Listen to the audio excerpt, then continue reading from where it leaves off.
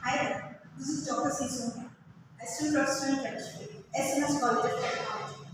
In the last video, we have seen about, in electrochemistry, we have seen about the cell representation or cell notation.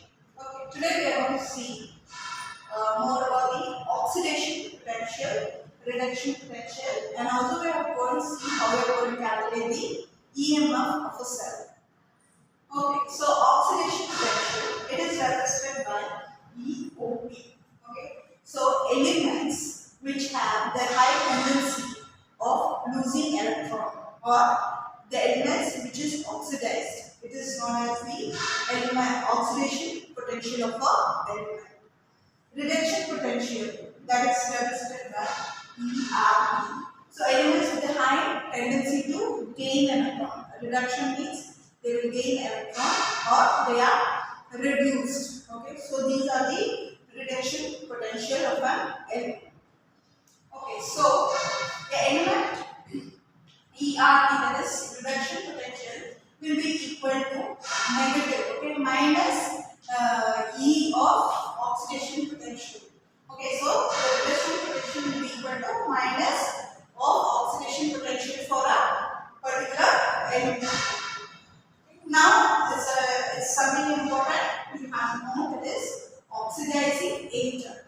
Okay, here when you tell about the oxidizing agent means it is agent is something we are going to do something for others. Okay, so when an oxidizing agent is there, it will go and oxidize another element. So in this process, what will happen? It will go and oxidize another element so that it is reduced, but it gets reduced by itself.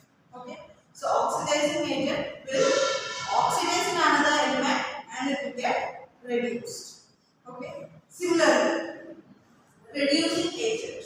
Reducing agent, it is an agent. Okay, so what it will go? It will go approach another element and it will reduce another element. In this process, that element by itself it will get oxidized. Okay, so reducing agent, it gets itself oxidized, but it will go and reduce another element. So oxidizing agent, it has high reduction potential, but it has high reduction potential for itself. Similarly, reducing agent, it has high oxidation potential for itself. Okay, so these two terms you have to be very clear about. Oxidizing agent, so it will oxidize another element, okay, because it is an agent. Similarly, reducing agent, it will reduce another element. In this process, it itself gets oxidized. Okay. So next, we are going to see about the EMF of a cell. So what is EMF? EMF is electromotive force. Okay, so it is the difference, that is in the potential difference that causes the flow of electron from an electrode of higher potential to an electrode of lower potential. Okay, so it is the potential difference that causes the flow of electron from the electrode of higher potential to electrode of lower potential. That is only the EMF of a cell, electromotive force. Okay, now what is standard EMF? So you have studied about STP or SAP, standard ambient temperature, pressure, or standard temperature and pressure.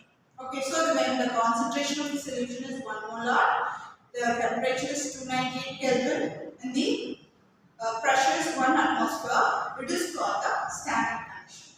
Okay, when the measurement of EMF is done in this standard condition, it is known as the standard EMF.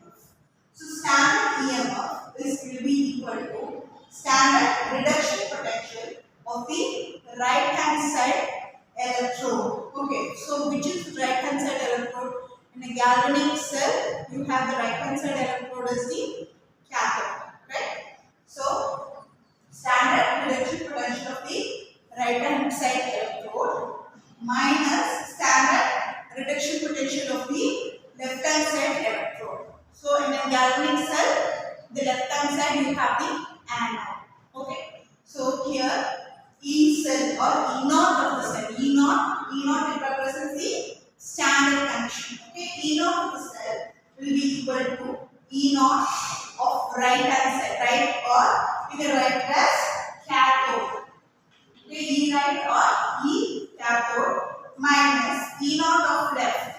Again the standard condition, or you can write it as E naught anode. Okay. So E naught of the cell, that is E naught of the right minus E naught of the left, or we write it as E naught of cathode minus E naught of the anode.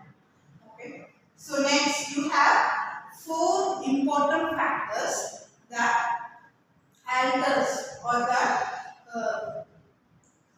causes, that is the EMF, the change in the EMF, okay, or it alters the EMF. They are the or factors affecting the EMF. First one is the nature of the chemical reaction. The second one is the concentration of the reactants and products. Third one, if there is presence of gases, it will affect the, it is a factor that affects the EMF. And the next one is the temperature. Okay. So if the E cell, if it is positive, E naught of the cell, if it is positive, it is a spontaneous reaction. If E naught of the cell is negative, then you can know